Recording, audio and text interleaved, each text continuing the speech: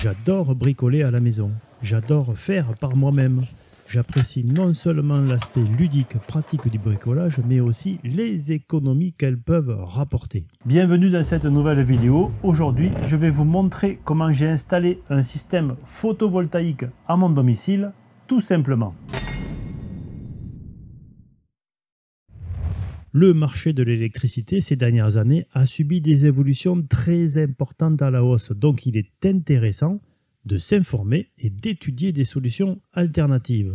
Je suis comme beaucoup d'entre vous, je cherche des moyens de rendre ma maison plus efficace sur le plan énergétique tout en économisant de l'argent. C'est dans ce cadre que j'ai fait une série de 6 vidéos sur le sujet des économies d'énergie l'an dernier. L'idée était de donner des pistes à chacun. Aujourd'hui, j'explore naturellement l'installation de panneaux photovoltaïques à domicile, une solution durable qu'on peut installer tout seul. Et cette solution va me permettre de faire des économies à long terme. Le principe de fonctionnement est simple.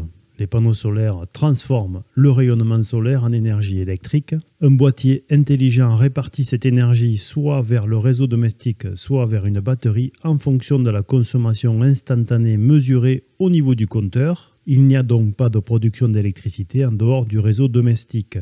Toute la production électrique solaire est utilisée pour réduire la consommation achetée à votre fournisseur d'énergie, réduisant directement vos factures.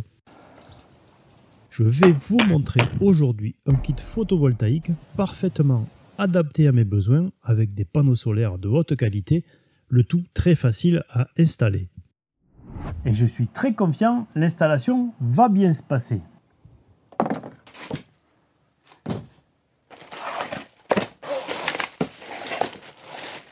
Avec la Solar Bank arrivent 8 câbles de 3 mètres.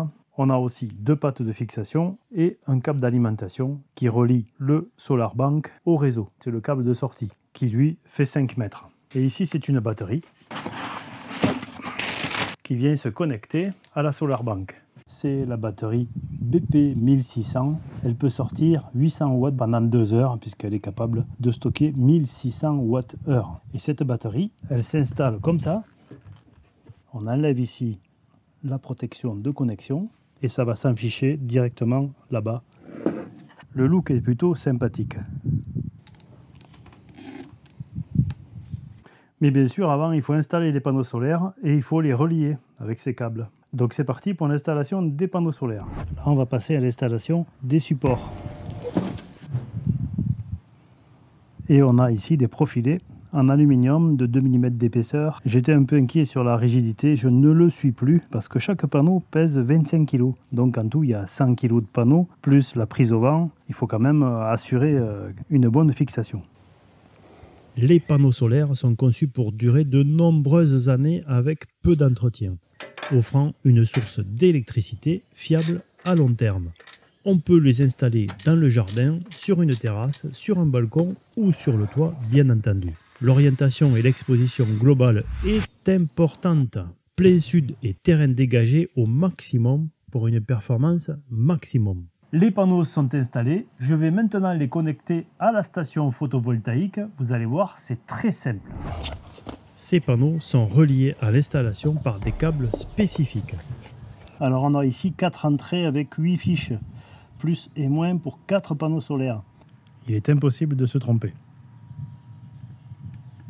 Cette station est évolutive. Ici, j'ai une seule batterie, mais on peut en rajouter pour augmenter la capacité de stockage et d'injection. J'ai fait une installation provisoire, mais il y a des consignes à respecter et du matériel à utiliser pour installer la station de façon durable. Reportez-vous à la notice, elle est très bien faite. Et ces batteries lithium-ion sont prévues pour fonctionner 6000 cycles en charge et décharge. Je vous invite à regarder tous les termes de la garantie, le lien est en description.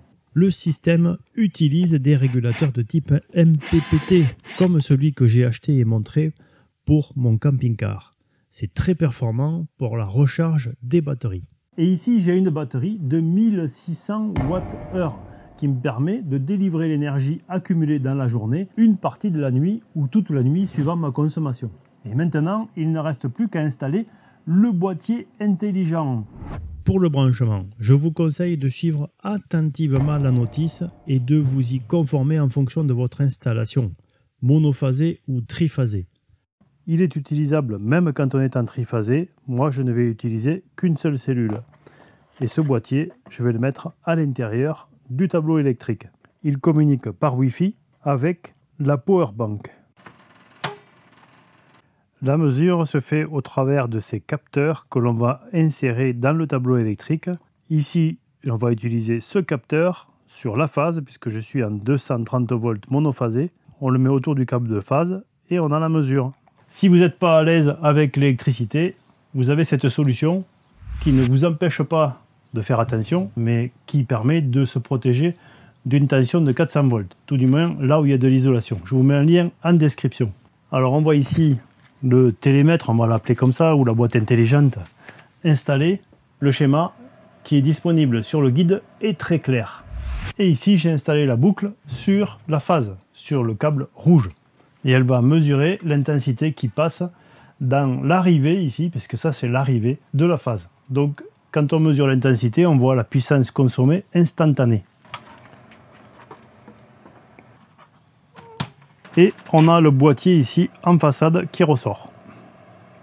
Le kit est vraiment bien conçu, la notice est bien faite et toutes les pièces sont prévues, tous les accessoires sont prévus. Mais il reste maintenant une étape importante. C'est la mise à jour et le paramétrage du système avant la première utilisation et régulièrement ensuite. Et tout ça se fait au travers d'une application sur le smartphone. Tout le système est piloté depuis une application smartphone que l'on télécharge sur iOS ou Android, c'est pareil. J'utilise pour la démonstration une version bêta, donc je ne peux pas vous dire si la version ultime sera performante, mais celle-ci a été vite mise à jour et pour le moment, on n'a que des informations d'entrée de puissance des panneaux solaires. Idéalement, il faudrait que je mette ces panneaux solaires dans le jardin, mais d'abord il faudrait que je tonde et puis que je fasse des supports et que je me décide de l'endroit où je vais les mettre. Bon, pour tondre, j'ai une tondeuse qui est un peu cassée. Je suis en train de me poser la question d'acheter un robot comme celui de l'intérieur. Je trouve que c'est bien pratique, même si c'est pas très puissant, comme ça passe souvent, c'est très pratique. Puis ça ferait un heureux. Si vous avez un retour d'expérience sur des robots tondeuses d'extérieur, ça m'intéresse. Allez, revenons à nos panneaux solaires. Et maintenant, le moment tant attendu, la connexion au réseau domestique. Et c'est là où c'est intéressant, quand on commence à voir les quelques watts ou les centaines de watts que l'on produit sur le réseau en fonction de la consommation. Le boîtier intelligent fait tout son office, on le voit ici, il tire sur les batteries puisque la puissance produite par les panneaux solaires est plus faible que la consommation instantanée. On a donc une régulation parfaite pour optimiser la production par rapport à la consommation en fonction de l'ensoleillement. Et je vais y revenir, c'est un point très important. Je dois remercier Anker Solix pour m'avoir fait confiance pour vous montrer cette installation et montrer ce qu'on pouvait faire avec ce type d'installation. Pour le kit que je vous ai présenté, tous les liens sont dans la description. Vous avez aussi d'autres kits de la même marque sur le site. L'installation que je vous ai montrée peut aller jusqu'à 9600 watts et on peut la mettre sur une terrasse, dans un jardin, mais aussi sur un balcon ou sur le toit. Et le boîtier intelligent, le Smart Meter, est un outil indispensable si on veut vraiment optimiser sa production pour éviter de produire alors qu'on ne consomme pas. Ici, le principe est simple, c'est on distribue de l'énergie dans la maison en dessous de sa consommation, ce qui fait qu'on n'a pas besoin d'avoir deux compteurs. On a un seul compteur, un compteur de consommation, puisqu'on ne produit jamais plus, ou tout du moins on n'envoie pas sur le réseau domestique plus d'énergie que ce qu'on consomme. Ça c'est important parce que mettre deux compteurs ça coûte cher et c'est pas du tout le même statut. Ici il n'y a pas de rachat d'énergie, c'est la compensation de votre consommation qui fait l'économie. Je dois rappeler quand même deux choses importantes. La première c'est que avant de penser à installer quoi que ce soit, il faut se renseigner auprès de sa mairie pour savoir quelles sont les règles d'urbanisme. Sur les balcons, ça dépend, sur les terrasses, ça dépend, et sur les toits aussi. Et enfin, ce qu'il faut absolument faire, c'est faire une déclaration auprès du gestionnaire de réseau électrique. S'il y a une coupure à l'extérieur, il faut qu'il sache que potentiellement, chez vous, il peut y avoir un retour de tension. Donc faites la démarche, c'est important. Et si vous intervenez sur votre réseau domestique, pensez bien que la coupure du compteur ne vous prémunira pas d'un retour de tension. Il faudra aussi couper cette installation solaire et vérifier l'absence de tension. Je l'ai montré dans plusieurs vidéos. Et bien sûr, ces précautions sont minimales. Je vous conseille de vous renseigner avant de l'installer. Je suis vraiment content d'avoir réalisé cette installation solaire. Je vais pouvoir vérifier à l'usage les économies réalisées sur mes factures d'électricité. J'ai volontairement montré des valeurs de puissance modérées malgré les 2200 watts de panneaux installés, d'une part à cause du climat lors du tournage qui est resté très nuageux plusieurs jours, et d'autre part pour vous inciter à rechercher les informations sur les ensoleillements moyens en fonction de la région dans laquelle vous résidez. Si vous souhaitez que j'approfondisse ce sujet, dites-le moi et je partagerai avec vous le fruit de mes recherches. Néanmoins, si vous cherchez une solution énergétique durable et rentable, je vous encourage vivement à envisager l'énergie solaire car c'est très gratifiant de voir sa production d'énergie dès que l'on branche les panneaux solaires. Si vous prévoyez de poser ces panneaux solaires dans le jardin, pensez qu'il faudra entretenir autour et donc prévoir quelque chose qui fera que vous n'aurez pas à désherber et risquer d'abîmer les panneaux solaires en désherbant. Cette vidéo n'était pas sponsorisée, j'ai simplement accepté de vous montrer cette installation qui est de surcroît provisoire pour les raisons évoquées dans la vidéo. N'oubliez pas le pouce levé si vous avez aimé et de vous abonner, c'est gratuit, ça me permet de vous proposer des sujets intéressants, alors n'hésitez plus, c'est en bas à droite de votre écran. Je vous dis à très bientôt.